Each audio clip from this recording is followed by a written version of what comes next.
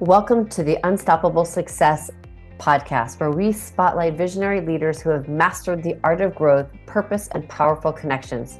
I'm your host, Jaclyn Strominger, connector, high performance coach, and creator of the Leap to Your Success framework and 2 Steps to Yes. Each week, we dive into bold insights, real conversations, and powerful strategies to fuel your growth, deepen your relationships, and ignite transformational momentum. And why? Because you were meant to be unstoppable. Now, let's leap into the podcast.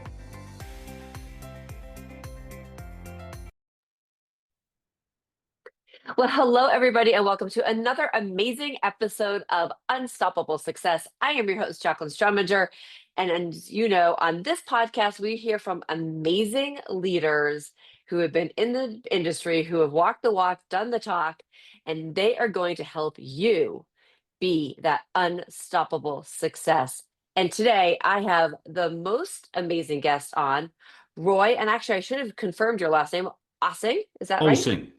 Osing. Okay, Oh, sing Roy a song. Osing. Oh, sing a Oops, song. It's an easy way to remember that is a great way to remember. I like that. Well, let me tell you a little bit about Roy. So, first of all, he is actually the only guy who took a startup internet company to a billion in sales. He is an author and executive leader who delivers practical and proven, audacious, unheard of ways um, to produce high performing businesses and successful careers. He is a former president, CMO, and entrepreneur with over 40 years of successful and unmatched executive leadership experience in every aspect of business. And he has taken a company basically from early stage to a billion in sales. I'm actually going to say, and now it's over a billion. And as I said, he is the host of his own podcast, and he has an amazing book series, Be Different or Be Dead. So, Roy, welcome to the podcast. So Thank you very much. I'm honored to be here. glad to have you. Yeah. So, Roy, when we were talking before the show, one of the things that, having success, and as you have shared, we have to find ways to be different. And I'd love for you to share, like, you were given an opportunity. So how did you start out being different? Or at least even maybe making yourself be be seen differently? Well, I mean, it all comes down to context. Like I'm a context guy. I'm not tactically driven. I don't chase AI or social media just because it's sexy and it's a kind of gee whiz silver tool.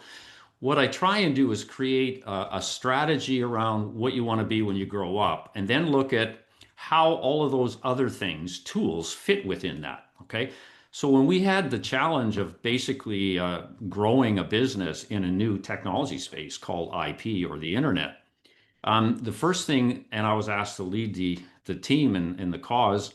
The first thing that we did is figure out, all right, where do we want to go? How are we going to win? And so I looked around and was not able to find any strategic planning tools that served me at all. And for the simple reason that they were all focused on the efficacy of the strategic direction. Okay, what I wanted as a leader was I wanted advice, I wanted suggestions as how to execute. Okay, because results, and for all you people out there, okay, it's not about leadership. It's about getting results, okay, by mobilizing the hearts of mind and of people. And if you want to tag that as leadership, go ahead. But at the end of the day, in those positions, we're paid to drive results. And so my challenge was revenue, top line revenue, right? So I had to figure out a way how to move it up. So I created what I call my strategic game planning process that was it was imprecise because you can't perfect imperfection, right? It was Mhm. imprecise, but we got it done, and it allowed us to keep our feet moving and get going. And so the strategic game planning process was a process that allowed us to get going quickly and start to mobilize people, right? And it's really simple. It's created by answering 3 questions. The first question is, how big do you want to be? That's how much revenue do you want in 24 months, not 5 years. 5 years never shows up. 5 years is crazy, right? you can't execute a 5-year strategy. You execute in the moment, okay, with just about right guidance that you're creating in an imperfect world, right? So that's for second question is where are you going to get the money? It's called who do you want to serve, right? This is all about identifying customer groups that Mm, have the latent demand to actually get you the revenue. Third thing is what do they crave? And this is really important, right? If you want to be successful and you want to be unstoppable, you have to figure out what your target market craves, not what they need, because the needs space is really competitive because everybody's in it, tends to be price sensitive. Why would you want to compete there when all that's going to happen is you're going to be driven into a commodity? Cravings, on the other hand, are created by emotional triggers. We buy on the way we mm, feel. It's an emotionally driven right. transaction. Now, the interesting thing there here, Jaclyn, is that nobody competes in that space. They're too busy trying to figure out how to reduce costs and satisfy customer needs. Dumb. Crazy, Uh, right? Get cravings done, price insensitive, boom. Third question is how are you going to compete and win? This leads to the differentiation piece, okay, which I believe is the most important issue for businesses and organizations today. How to be different is what you said. Expressed yeah. generically, it's about how can I differentiate myself from other competitors in the space in a way that people care about. And I had to create my own differentiation tool called the only statement. It's like we're not going to be better, we're not going to be best, we're not going to be number one, we're not going to be the market leader because that's claptrap. You can't measure that. It's absolutely useless. And for all you guys out there that think universal selling propositions and brand promises are what you need, they're not what you need. Because all that is narcissism. It's your view of you. The only statement says we are the only ones who. The only ones. It's binary. It either exists or it doesn't exist. You can actually track it and blah, blah, blah. And when you test it and everything else, you have a declaration of being different that is absolutely pristine. And nobody else will touch it until they figure it out and they'll try and copy you. And then you got to move again. And so the be different journey, and I'm sorry to carry on but this is No, so this is so important. wait. The whole be different journey is about strategic context, okay, that drives actions, that drive performance, and it's based on differentiation and it's based on varying ways that I figured out how to execute in a real simple way. I didn't use textbooks. I put the textbook down, Jaclyn, and I advise people, okay, I see you have an MBA, good Right. for you. Okay, now you need Right. to put that down. Yeah, right. Well done. You showed me that you can think. Now what I want you to do is I want you to put that thought capability to a different use. And it's all about being different, execution, hiring for goosebumps, killing dumb rules, getting rid of claptrap, all the simple things that we did that drove $1 billion. And so, is there one simple silver bullet? You can tell by my answer, absolutely not. Right. Right? There's a whole bunch of simple things that you can do to light fires in people within a strategic context, right? Manage the performance and see where you go. You may not get a billion. You don't need to be going for a billion. You may just want to double or 1.5 times. It's okay. Just get it going. Right. Well, and the thing is, I guess the question is, did you start out wanting to go to a billion or did it start out like a million? And then it was like, oh, now let's try to go here, right? Yeah. The Like you, whole yeah, that's a really good question. And no, we didn't. Okay, we started out by saying we understand that the potential was significant. And so for year one of the plan, and I can't remember the numbers, that was a while ago, but right, for year one of the plan, we were audacious. We set a goal that we had no idea how we were going to achieve. And the reason I'm going to mention this is it's so important. Okay, and I call it the I don't know innovation process. Okay, innovation is driven by what you don't know, not by what you know. If you know how to get the revenue, then what motivation do you have to do anything differently, to be innovative and creative, right? In your role as a leader. There's no motivation at all. But if you don't know how you're going to get from where you are to what you've defined as your 24-month growth target, right. you have no choice. Okay, you must be innovative, and it drives that process. And so So every time out, we would set ourselves a goal. We had no idea how to get. And the whole raison d'etre of the organization was to figure it out.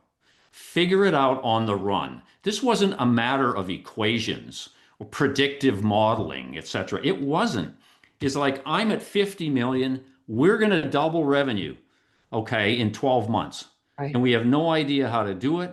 Let's figure it out. And guess what? If we came in at 95, did we fail? No, No. because if we did an equation, it probably would have suggested 60.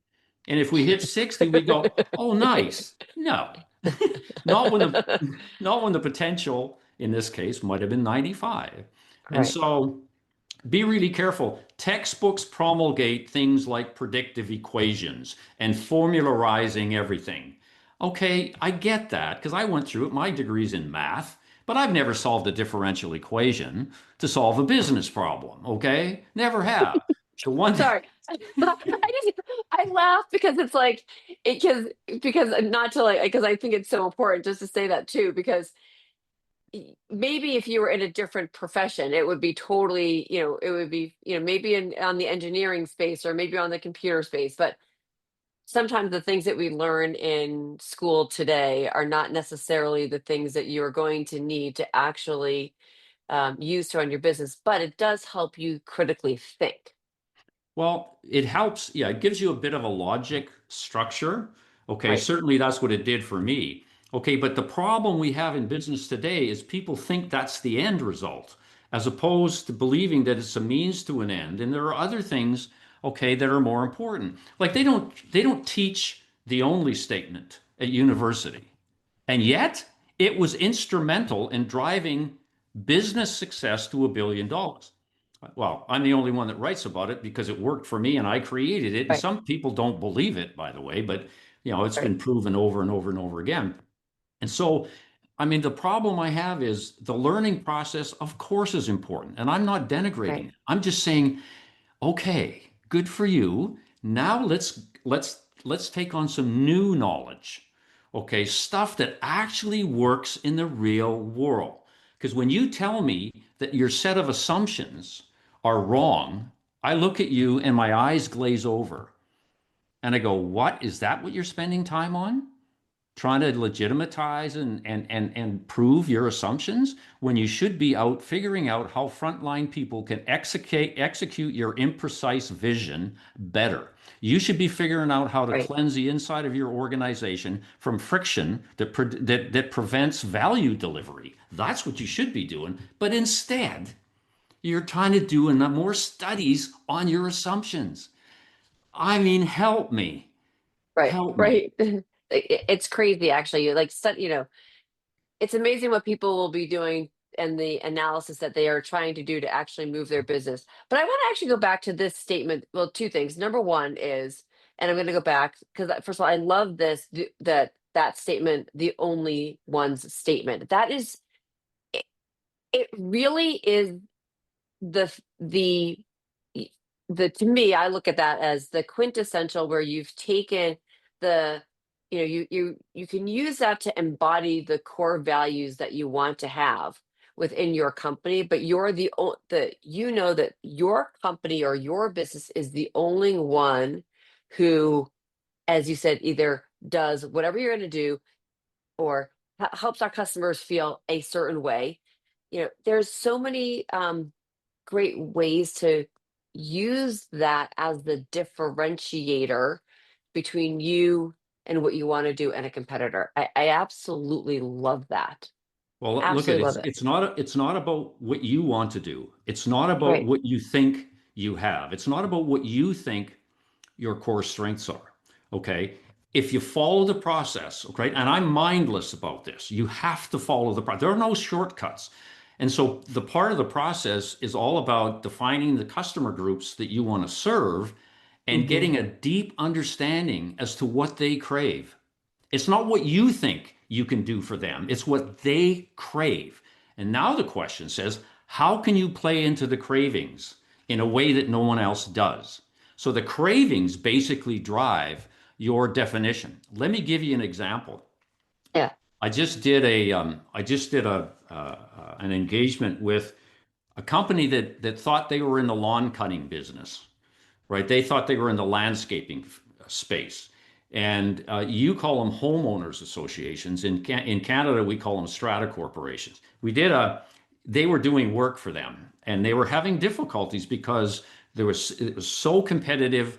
They were losing business. They weren't growing, and so they came to me and asked them. So I took them through this process. Okay, and when we got to talking about who you want to serve, we got them to focus on, in your case, homeowners associations. Mhm. And then the next question is, what do they crave? Well, that was an interesting conversation. They didn't crave lawn cutting. They didn't crave painting. What they craved was a single point of contact that was available to the strata council or the homeowners association council 24 by 7. And they needed a broad range of services from that single point of contact. Okay. It had nothing to do with what the company thought they were good at. It had to do with cravings drives the formulation of the only statement. And so we came up with this only statement, which I thought was the coolest thing. I finally got them to it. I knew what it was before we started, but we had to let them kind of get on. You have So to let them get there, right? They have to I they have know. to buy into it, right? I know. And so this is what they came out. This company only statement was that they are the only service partner who delivers tailored property development solutions for homeowners associations. Property development solutions, right? I In love other it, words, right? that empowered them, right, to go beyond what they were now doing. Now, property development needs to be explained, and part of the process, I call it unpacking the only statement, is to define what you mean by these various phrases and words, because unless you explain them, it's hard to get people to understand. But what this did is it allowed them, through the partner network that they had, to package deals that involved lawn cutting and painting and sewer maintenance and road cleaning in the winters, all this kind of stuff. And I know the CEO very well, and I keep in touch with him. I says, "How's it going, Matt?" He goes, "Oh my God, you wouldn't believe it." I said, "Are you the only one that does what you do?" And he says, "Yeah, and it's becoming a problem. I'm getting so much business." I said, Well, "Yeah." that's good, right? Right. So the point So, here yeah, is yeah, you don't start off with what you think you are, because that's basically narcissism. That's a narcissistic view of differentiation, right. and it's a huge problem today. Be guided and comforted by the cravings that you define. And that's where I want you to spend your work. Do you really understand what they crave? What are the emotional triggers that that client group, okay, have when making a transaction or engagement decision? That's the space that you have to go to. And that's what informs the construction of the only statement. Okay, so now my question to you is because I love this, I absolutely love it. So, have you formulated a set of questions or a rough outline as to what people need to ask of their customers so that they can pull out the craving? Well, yeah, yes and no. I mean, have I formulated a workbook? No. Okay. What I try to do is impress upon them what it means and the intent, and suggest that they go talk to these customers, go have a conversation, and be guided by the conversation. Like, you don't walk up and say, "Jaclyn, sorry, what do you crave? What do you desire? What do you lust for? What is your absolute A unbelief?" Reuben sandwich right I now. I'm just know. kidding. Okay. Well, so what we're going to try and do is package the Reuben into the service experience. But a lot of these people Right. don't talk. Okay. And Right. so the leaders that I talk to, and the process is simple. I just get the leadership team for that business in a room, and we create the strategy. We don't have subject matter experts. We don't have data mongers with AI tools Right. crunching data. It's like the leaders in the room. All right, what you need to do is, and you got, uh, you know, 10 minutes to think about it, because look, you're always going to be wrong. This is a world of imprecision, not a world of precision. Tell me Right. what you think. It's your business. Tell me what you think your customers, those homeowners associations, crave. At the end of the day, what keeps them awake at night? And maybe this is part of the workbook thing. What keeps them awake at night? Do you know? I think you do. Let's just play with that. And what came out of the conversation was, yeah, single point of contact, constant availability, follow up, simple stuff. Not, and it's the stuff that makes you angry whenever you deal with a business today, Right. anyways, right? Try Right. calling a call center and tell me if that was a delightful experience or it just pissed you off. Well, you can tell the effect on me. I mean, and tell me about the FAQ AI algorithms, okay, who claim to provide better customer service. Don't think so.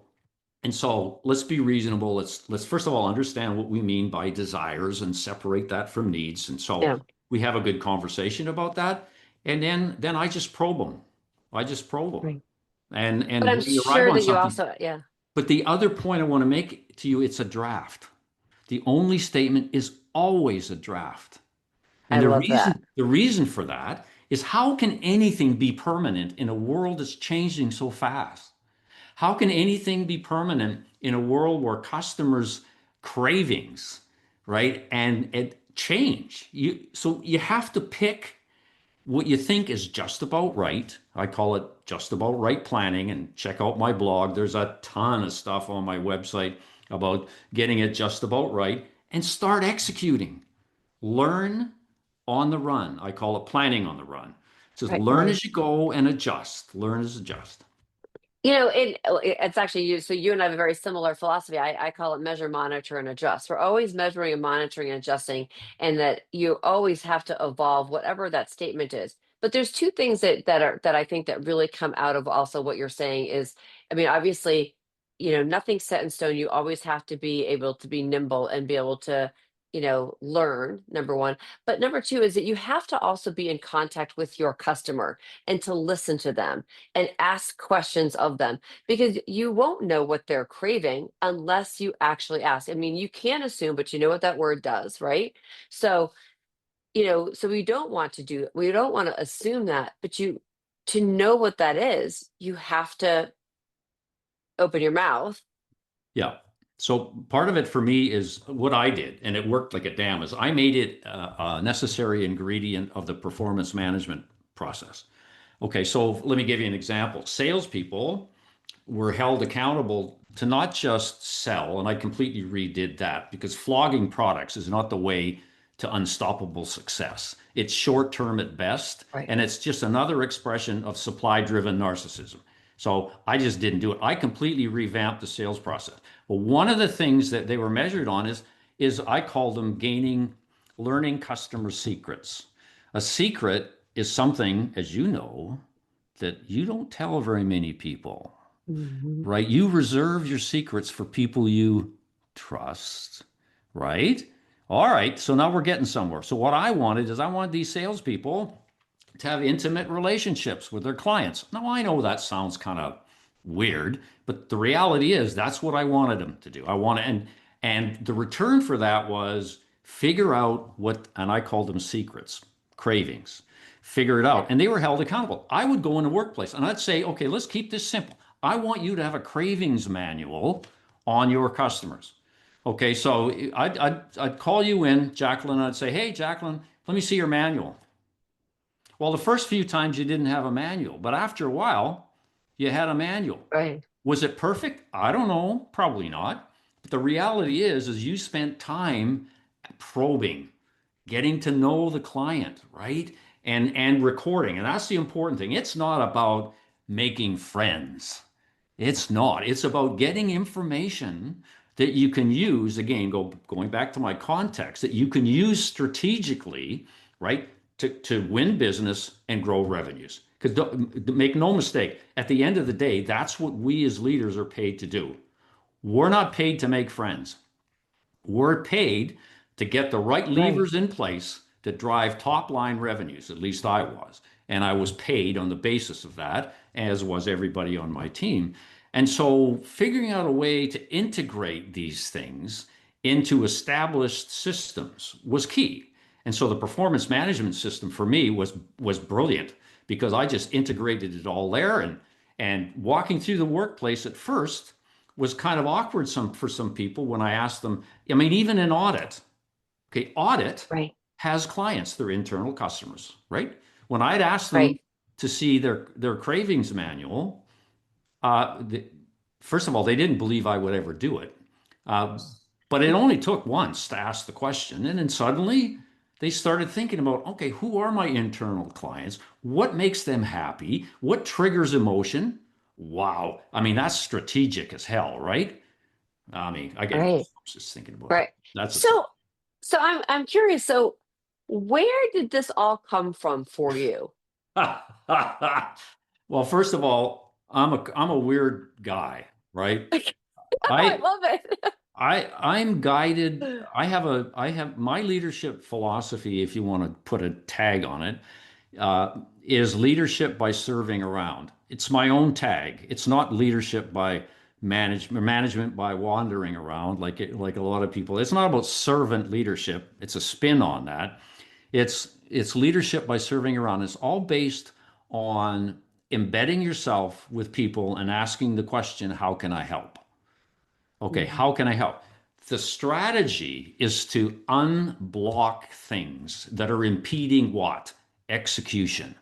So it's mindless. So what I wanted to know is, okay, walking through marketing, wandering through sales or wherever, okay, how can I help you? If I can figure out a way to connect at that level, people are happy because their jobs are easier, and I'm happy because what I call viscosity of the value delivery system goes up, which means, you know, inputs versus output process is effectively improved, and the customer gets value quicker. And how is that translated? Oh yeah, Yeah. revenues. Right. Yeah, revenues.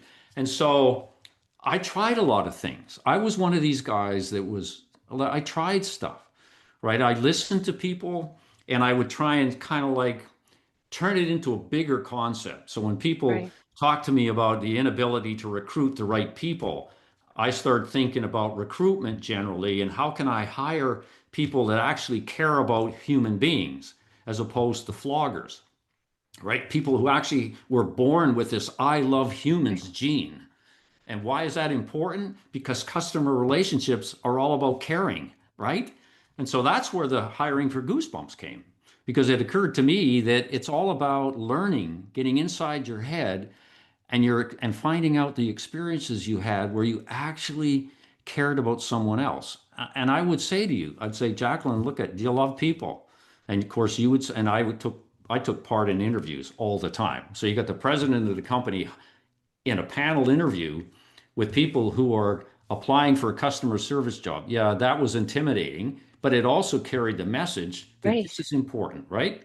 So I'd say, Oh, yeah. do you love people? And of course, you would say, of course, Roy. Right. Yeah, I do. So then I would then say, okay, Jaclyn, tell me a story that would show me how much you loved people. And this is what separated the wheat from the chaff, okay? Because the people that were playing a mind game with me gave me a terrible, superficial story that left me feeling like a fish, and I escorted them out. But the people, okay, that really did believe it and have the ability would give me a story that was rich in emotion and caring. And I gave me goosebumps. That's where the title came from.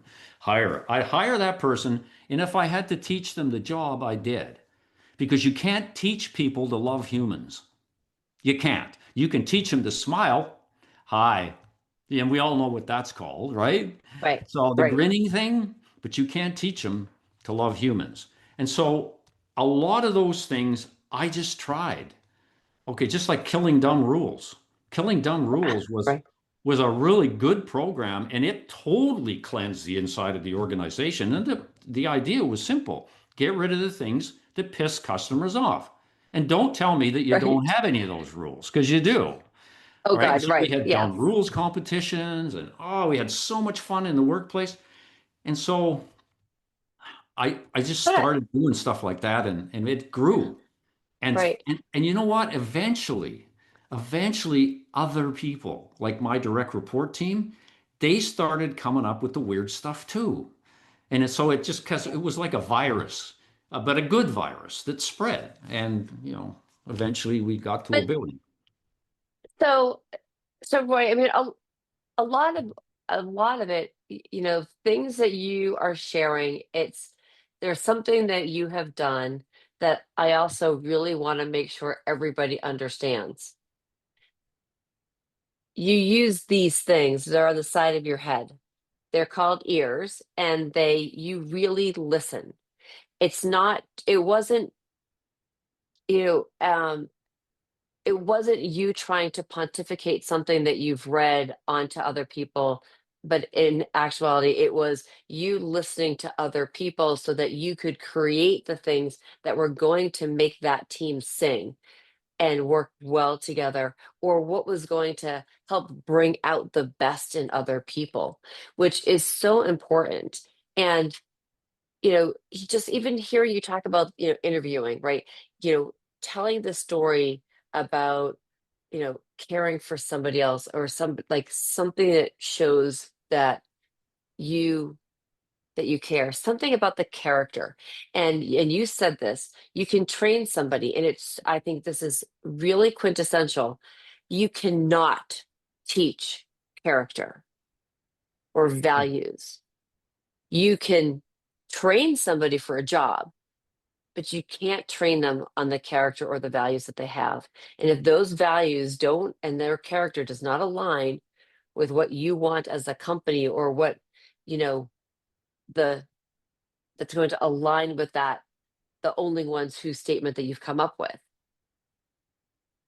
they're not Oh no, right for the job. absolutely, absolutely. And I mean, the reality is, true differentiation, okay, in the world is created by caring. Okay, you take whatever product you want.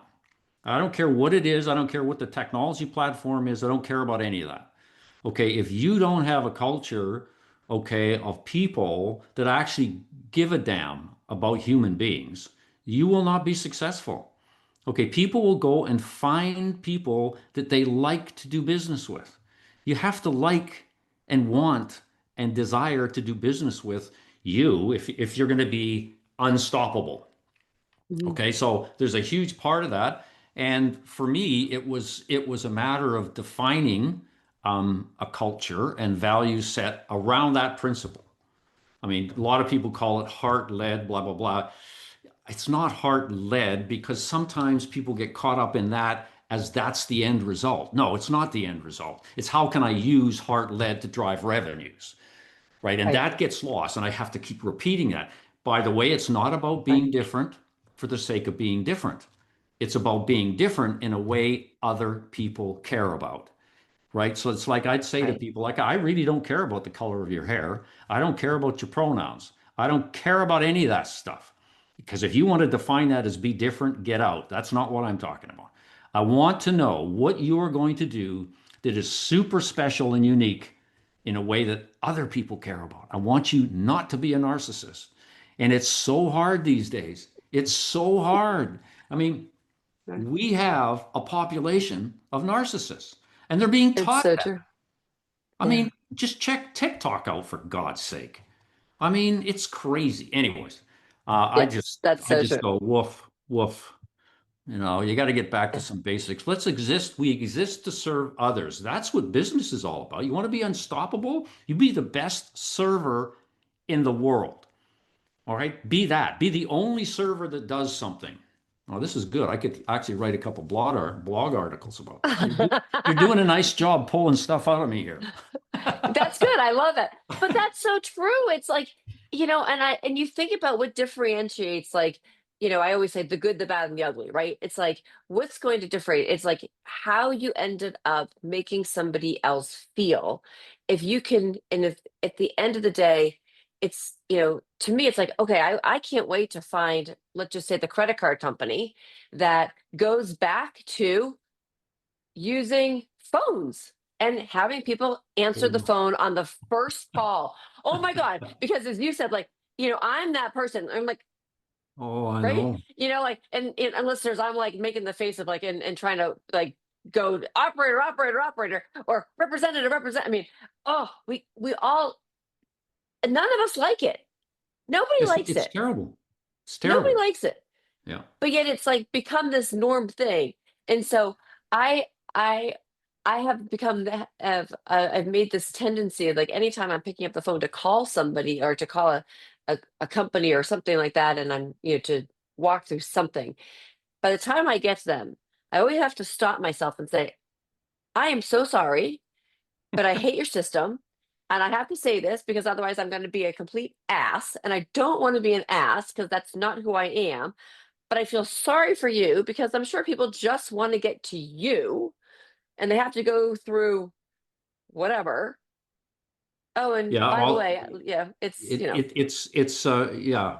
My diagnosis is that people talk about serving, okay, but they but they don't. behave in terms of cost management.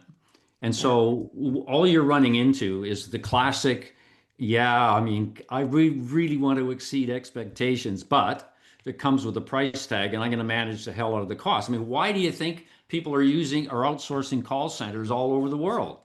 It's because unit costs are lower. And then they try and fool us by saying, we exist to serve customers. There's one person that I know of, or that I knew of, a guy by the name of Tony Hsieh, who was the CEO of a company in Las Vegas. Unfortunately, he's no longer with us. But he set up a company with a call center, and he called it a loyalty center.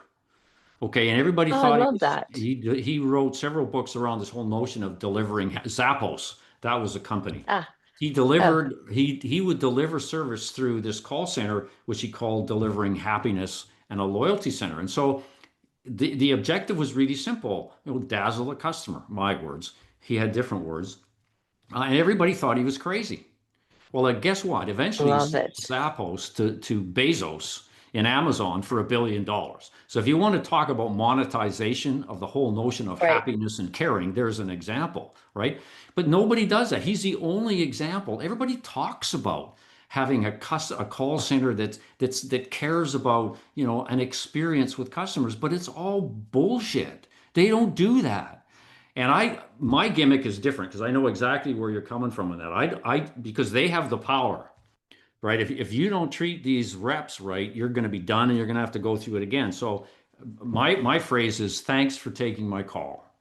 And I just leave it at that and go on, right? Because they know.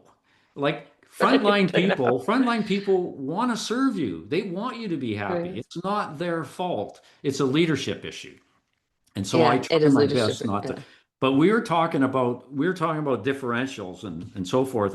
And one of the things I love to talk about on podcasts is this whole notion of brand promises, because that tends to be the tool these days, right? That people are taught to use to express themselves as being unique. So let me give you an example of a couple of brand promises that I just think are hilarious. Here's the first one. This company claims they are the Earth's most customer centric company. So the brand promise is they are the most customer centric company on the earth. How believable is that? How about this one? This one is the world's most refreshing beer. So these companies actually believe that these promises create a unique differential experience in the minds of customers. And it's a joke, but this is what they're being taught. This is the kind of like opposite perspective to the only statement. What this says is it's first of all, it's narcissistic as hell. And secondly, it shows you it's based on aspirations. And I'm not saying that aspirations have no value. They do, but not in a Right. competitive claim. You want to be really specific to cravings, etc. To say that you're the Earth's most customer-centric company, come on. I mean, who's going to believe that?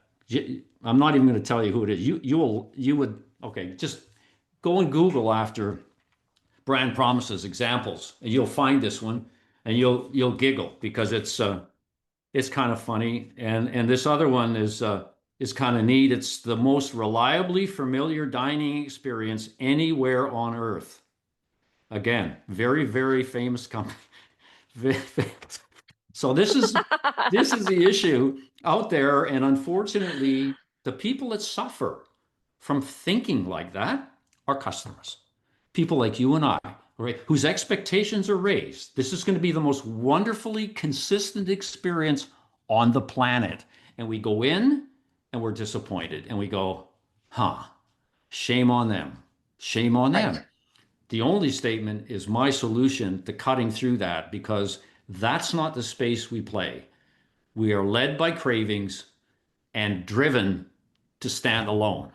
Oh, never said that before. That's a good quote. I would normally ask you to text it to me because I'll forget it when But no, but guess what? I'll give you the recording of this, and so you'll actually know it. yeah. So, But that's the truth. so yeah, but it's Roy, I could talk to you for hours about this, and it's making me even think about, and it could actually be a whole different subject, which is, the whole survey uh survey culture that's come out. Oh, we need to get your survey of the service of how well we did, and then you actually pay the employee based on the survey that you got. So the employee says, "Please make sure that you give me a five, or out of 1 out of 5, so I can get paid properly." I mean, like back ass word, right? Y- You know, that's a Well, whole that's a other cultural topic. Yeah, thing. I mean, right. again, it's not their fault. No, not their fault, but again, It's again, leadership. top leadership, like Yep. It's really, like, exactly oh, that. I right, mean, what we want to know is, and this is because people are driven to behave that way with us as customers, is because they're afraid. Okay, they've been punished, okay, by leadership by getting certain numbers, as opposed to coached to do better. And so it all comes back. It all comes back to those people who are trying to lead from their office, who have never talked to customers, don't talk to employees. They actually think the frontline people are at the bottom of the organization as opposed to the top. I mean, it's like all of that stuff. And unfortunately, it translates into behaviors like that that are being exhibited, and it's simply not their fault, not the individual's fault. right. Yeah, Right. It's I not. feel bad. Um, yeah, it's crazy. All right. So, Roy, tell our listeners how they can get more of you, learn more about you, connect with you, hire you if they want to, so that you can help them with their statement. Sure. Well, I've got a website, bedifferentorbedead.com. So go in and check it out. I blog very, very regularly on my stuff around Be Different or Be Dead. And check out the blog and please subscribe. You want to know more about hiring for Goosebumps or killing dumb rules or strategic game planning, go to the blog. I try and make the blog as detailed as I can. And yeah, sometimes I repeat because people learn different ways. And so I'm Yep. trying to be flexible enough to do that. You'll also find a page on my 7 books, describes what they are, and you can check that out. I've got on my homepage actually my podcast, which is called Audacious Moves to a Billion. It's actually embedded in the homepage, so you can check that out if you want. And I think my favorite part of my website is my quiz. So it's a Be Different or Be Dead quiz, right? If you could check that out, it's intended to have people do a self-assessment as to where they sit on the Be Different or Be Dead continuum. Are they claptrap and narcissists, or are they really be different and starting to think about cravings and that differentiation piece? And it's kind of fun. You get to rate yourself, and the machine calculates your number. You can do that individually. You can do that with your team. It's kind of fun. It's kind of team building. So you can check that out. And recently, I just introduced a new part of my blog called Standalone Saturday. So this whole idea is just take a real laser focus on differentiation, and I'm calling it standalone. Okay, and using that as the theme. So it talks about why it's important, what are the sorts of things that you can do, and it's strong language, right? It's hard hitting, right? It condemns you if you're a part of a crowd. I mean, I just call you out, right? We'll see how that works out. So you can check that out. And It sounds lastly, so, yeah, yeah. lastly, I have a email, roy.osing@gmail.com. And to your point about only statements, it's just simply my way of saying I'm here. I'm here for you. If you have a question, if I can help you anyway, please just reach out, and I'd be happy to do that. And so yeah, I get people saying, "Hey, Roy, I heard you on blah blah, and here's my draft only statement. What do you think?" And a wonderful question. And so I use that as a way to kind of like develop relationships, extend my tribe, and hopefully eventually we make a difference, helping people think differently, get out of the crowd, get out of the herd, be special in a way that other people care about, put the textbook down, all those kinds of things that I talk about. Yeah, that's awesome. I absolutely love it. So, listeners, I am sure you have gotten a lot out of this podcast and are on your way to unstoppable success. I'm your host, Jaclyn Strominger. Please do me the favor, go to all of Roy's his website.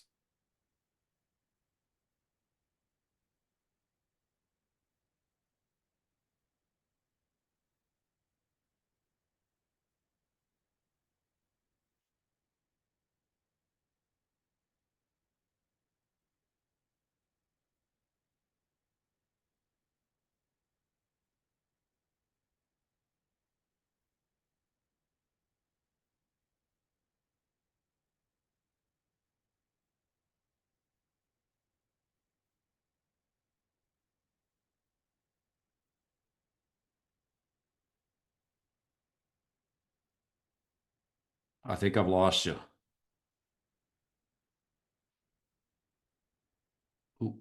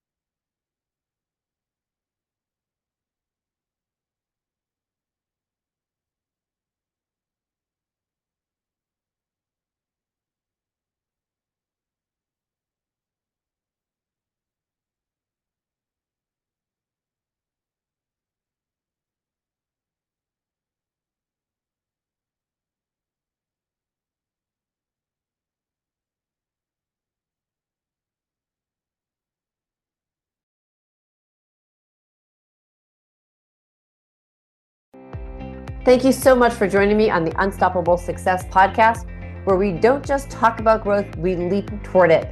If something today lit a fire within you, sparked a new idea, or gave you the extra push forward, please don't keep it to yourself. Share this episode and podcast with a friend, colleague, or fellow high achiever. Be sure to subscribe, rate, and review, and most importantly, connect with me, Jaclyn Strominger, at leaptoyoursuccess.com for coaching, community, and your next bold move. Keep leading with intention, keep building your network with purpose, and most of all, keep leaping because you were meant to be unstoppable.